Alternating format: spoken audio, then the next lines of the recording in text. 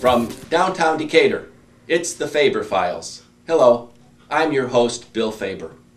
Because democracy demands debate, we present this program on Public Access TV, a program of community issues and interests. Tonight's special guest is the horseshoer, farrier, Rick Rushing, who is a very experienced farrier throughout Central Illinois, and we have a very special co-guest with Rick Rushing, and that's my horse, Senorita, who is an Appaloosa mare. And tonight's feature, we will watch Rick Rushing, the horseshoer, shoe Senorita, the technique, the purpose, and the history of horseshoeing. You know, my grandfather remarked to me before his passing that as a boy he grew up with horses. They plowed the field, they got the family to church, and they were very much a part of the family's lives. And that was just about 75 or 80 years ago. And then he remarked, and now suddenly the horses are out of our lives, out of our community, out of our society. And we have suffered a deep, grave loss, emotionally, and perhaps with a contact with nature. So something's missing. But tonight's program, we're going to see it restored as we watch Rick Rushing shoe Senorita. I hope you enjoy the program. Thanks for watching. Nope, you're not coming out. Yeah, I know he wants you to read it. That's my girlfriend, baby. Back up. Was it Debbie? Is that right? Yeah. You'll be able to see what I'm doing a little bit better. Turn back to you. Kind of rude to turn one's back to you. Yeah. Don't be rude, Rita.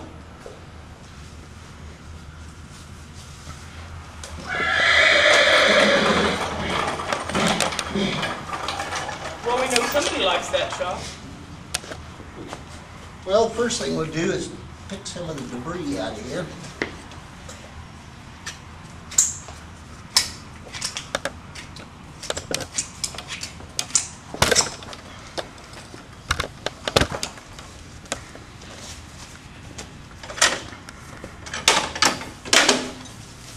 You put these nails in, you turn them down, they leave a clinch on the end of them. I'm knocking them open now. It'll be easier to pull that shoe off.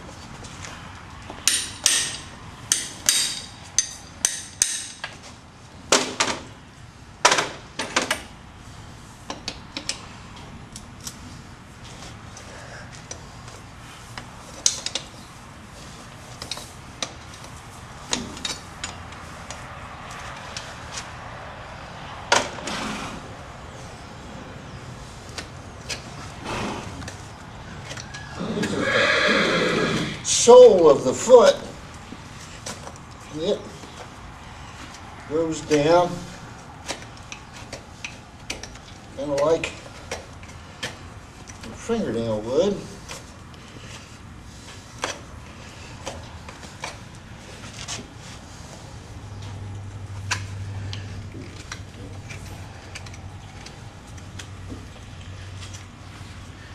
Here's the frog of the foot. Cut it back where it's going to be smooth.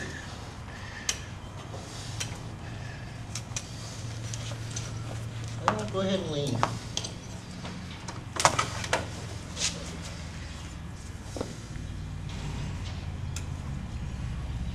Now these are nippers and we're cutting the wall of it off. They'll shorten the length.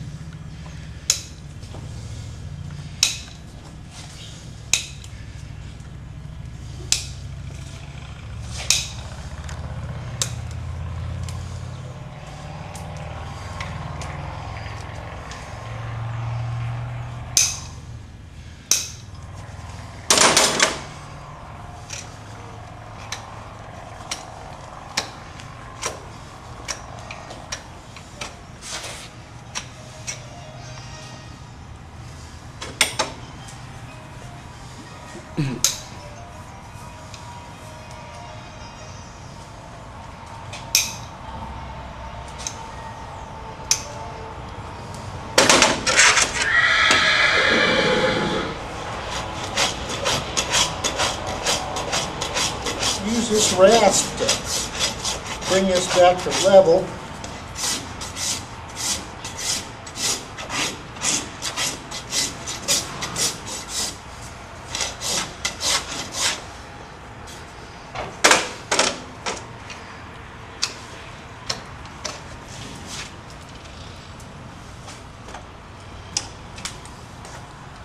This is called a hoof gauge.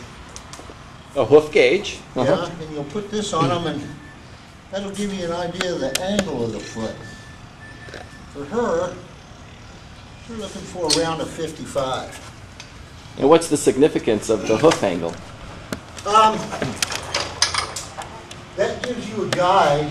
When you're shoeing a horse, what you want to do is line this leg up to where it's comfortable for them. So the columns of the bones as they come down line up.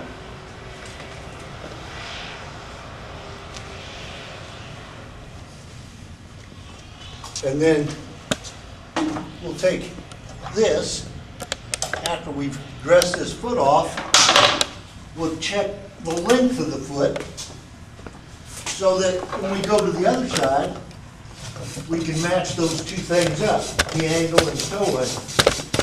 And that'll get a horse pretty square.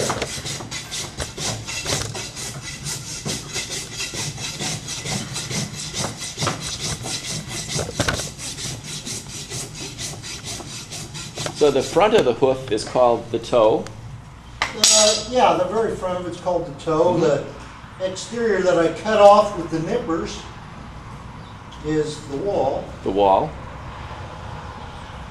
And that's actually what we're measuring, is the wall. Because that's where the load is put, is on the wall. And the shoe helps take some of the load off of the foot and protects it.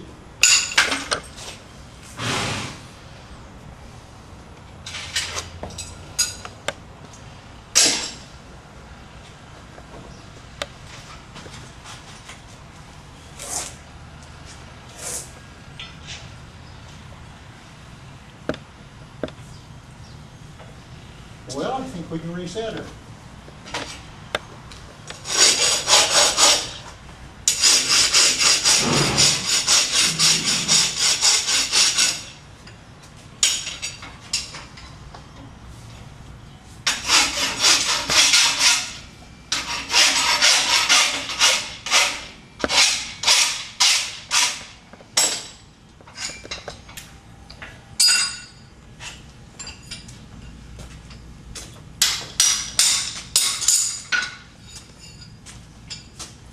The word resetter, what do you That mean? means resetting is using the same shoes over again. I thought maybe we'd have to make the new shoes today, but it doesn't look like we do. When you were talking about her hoof, Rick, you used the word frog. You showed us an anatomical feature of the foot called frog. What's that? That's right here. What's its purpose? That is, well, that becomes questionable as time goes on, but it was essentially, we believed that it was like a blood pump. And I still don't think that's too far from being true. They have to, as they step down,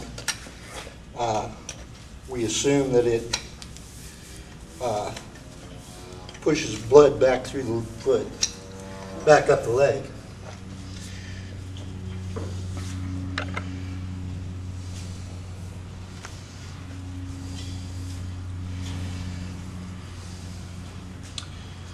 It doesn't fit exactly the way I want it. It needs to be just a little wider, so I'll change it a little.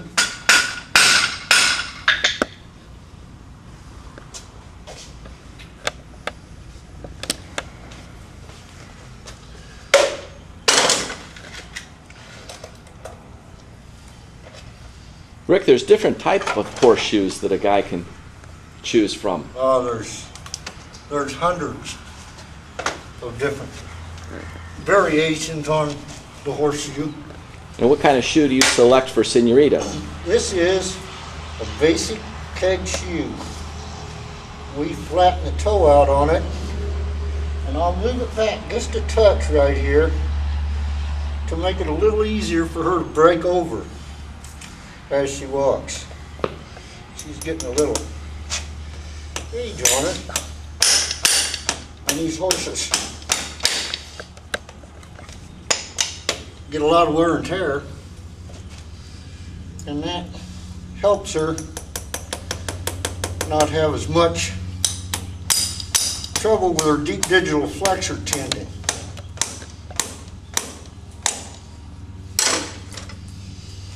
They don't always go right where you want them to.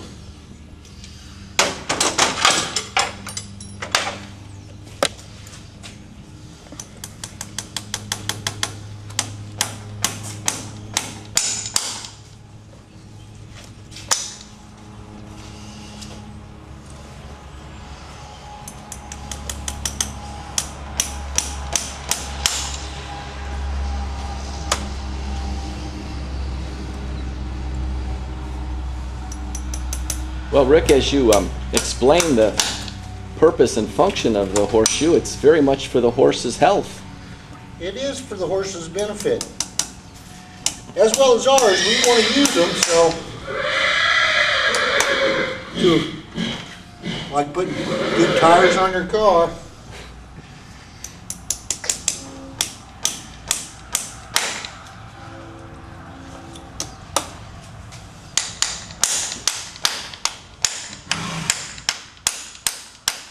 Rick, one of the questions that our viewers might have is, how often does the horse need to be reshod?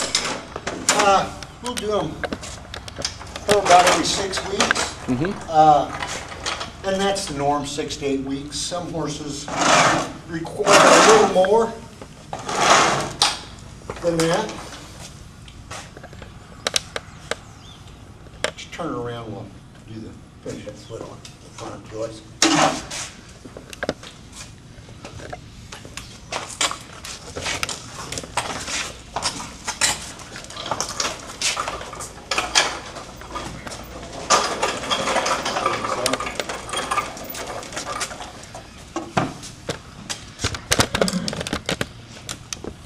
As you can see, we drove those nails through there, and they have to come out. And after they do, we cut them off, and then we'll do use what's called a clincher. After I make a little place for that nail to be seated with this rasp, use this clinching tool, and it'll turn it down.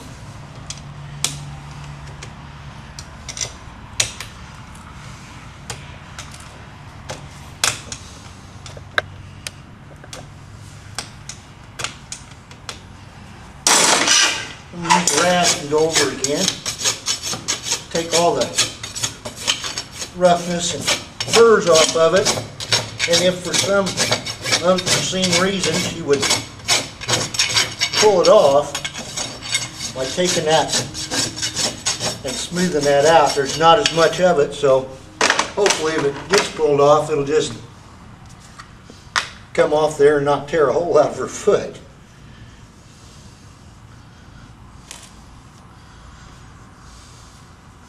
And that's just plastic wood. It helps fill up them holes, which keeps that a little more solid.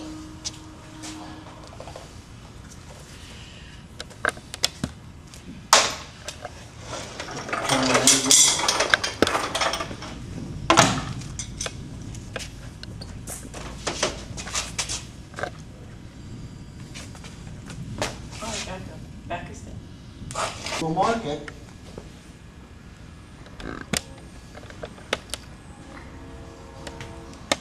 And by doing that, we know how far to cut the heel down, or the toe down, and then I'll have to gauge where to cut the heels to make them match up. Preferably with the same toe length and the same angle.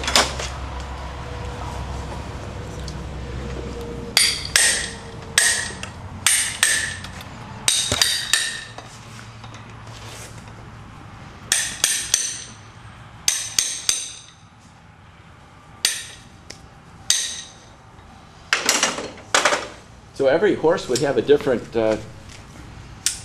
leg angle, hoof angle? Yeah, you try and match it up. They're pretty much the same. Most of the Western breeds of horses will run around a 55 in the front. You're pretty safe with that angle. There'll be a lot of variations, but the normal angle on a horse is, in my opinion, from 50, which would be a little low, it'd scare me, to a 55. And then for some horses, they'll be a little higher. Hardly anything you want below a 50. 5 degrees doesn't sound like much, but in horseshoeing, a little is a lot.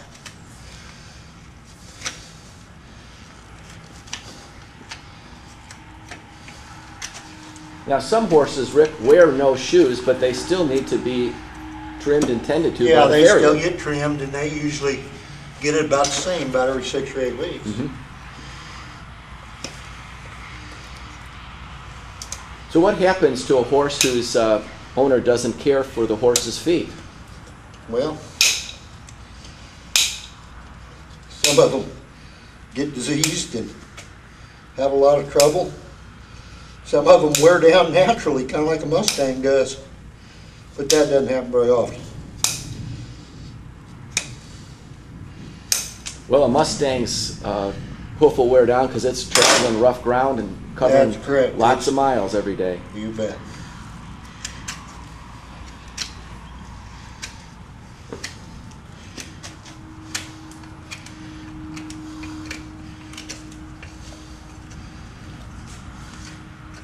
And that angle we talked about, that has a lot of effect on things like tendons and ligaments. And with neglect, then they suffer more with problems there.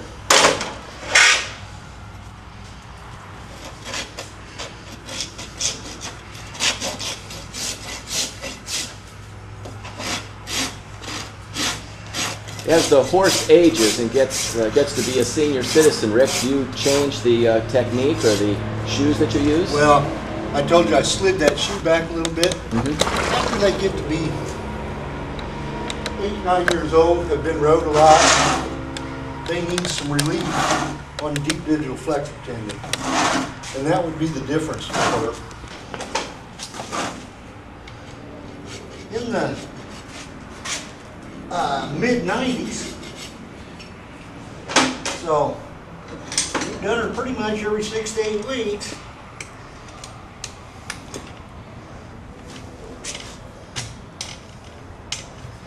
In winter, we'll let her stretch a little bit out. It won't grow quite as fast, it's just real cold burn.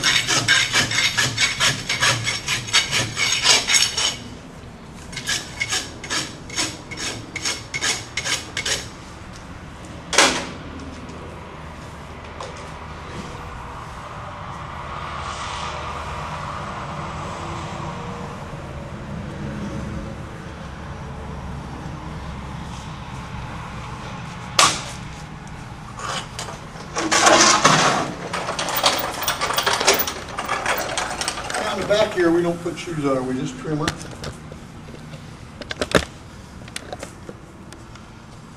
And why no shoes on her back feet, Rick? Oh, she doesn't get used so hard that she really needs them. So sometimes when I think you're going to be a little hard on her, I might suggest we shoe her, but usually she doesn't get used too hard.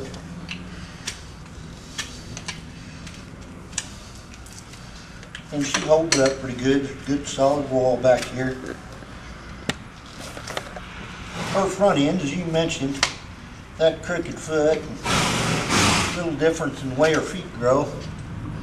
She needs that extra support up front. Of course, they carry about 70% of their weight up there.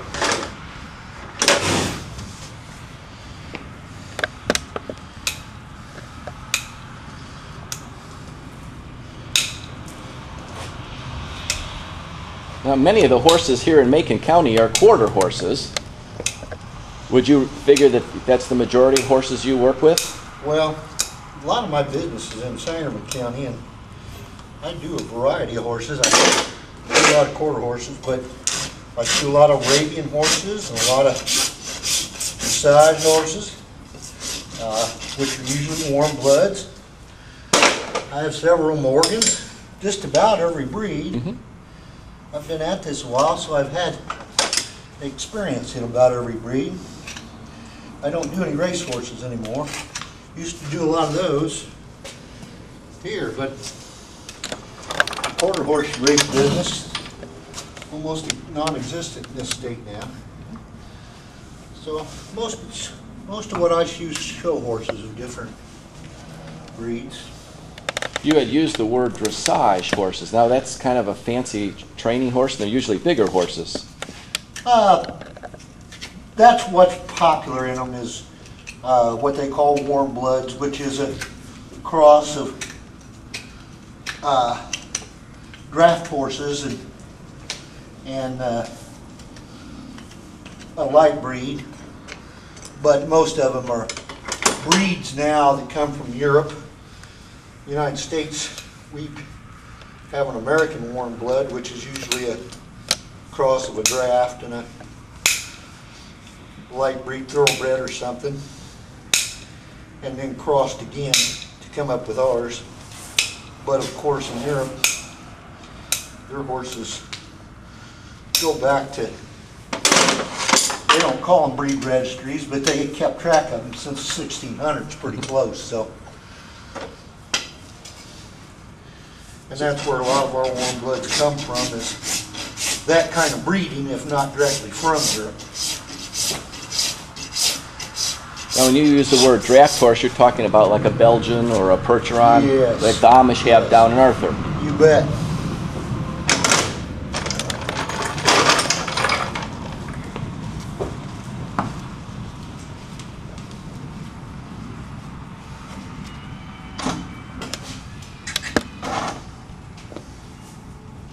Now, do those warm bloods or drafts have a different approach to your shoeing? No, they just wear bigger shoes. It's basically the same idea as to shoe a horse where he's comfortable.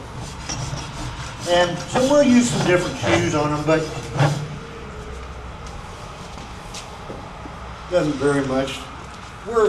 Where we see a lot of difference in what we do is like gaited horses, where we'll build them up with some weights and some pads and stuff, and that's quite a bit different. Mm-hmm. Now, what would be a gaited horse, for example? Saddlebreds, mostly what I see. We ain't seen walkers and fox trotters, pacifinos. So there's several different ones that we'll see around here.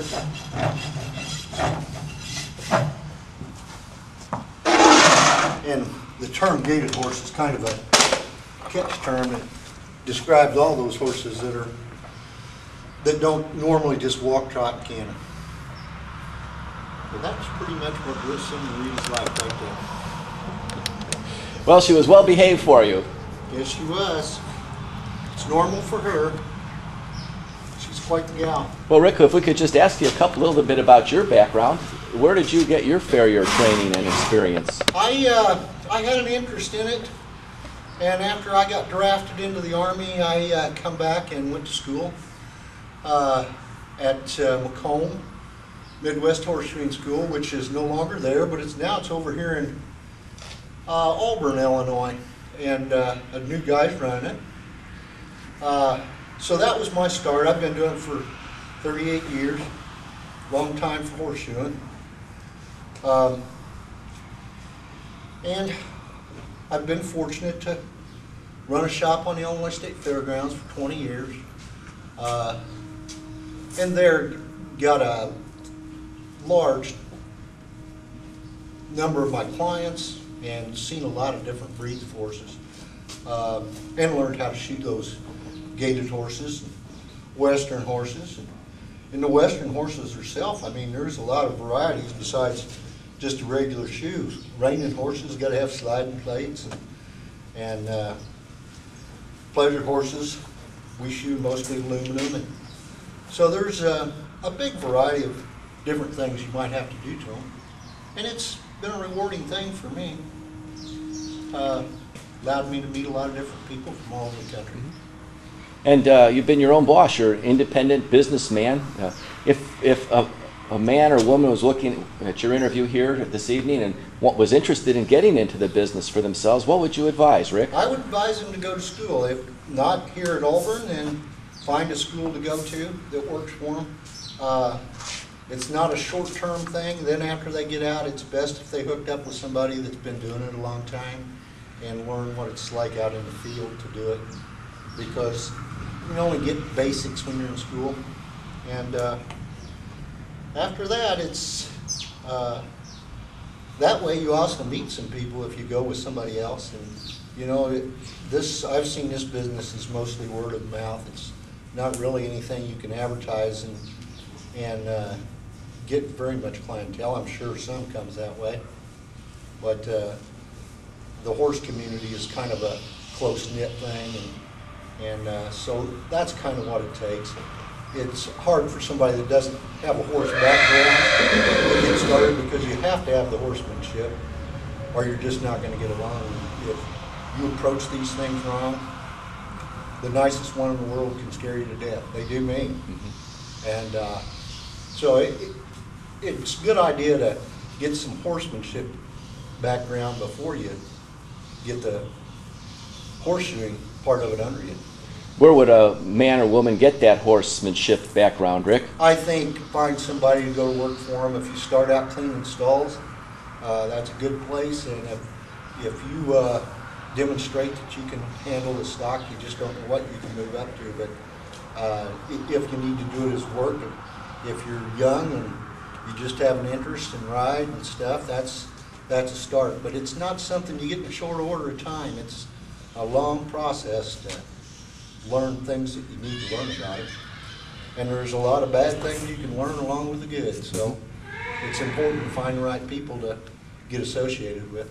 You know, my grandfather used to say that there's a big difference between a rider and a horseman. Yes, there is. Yes, there is.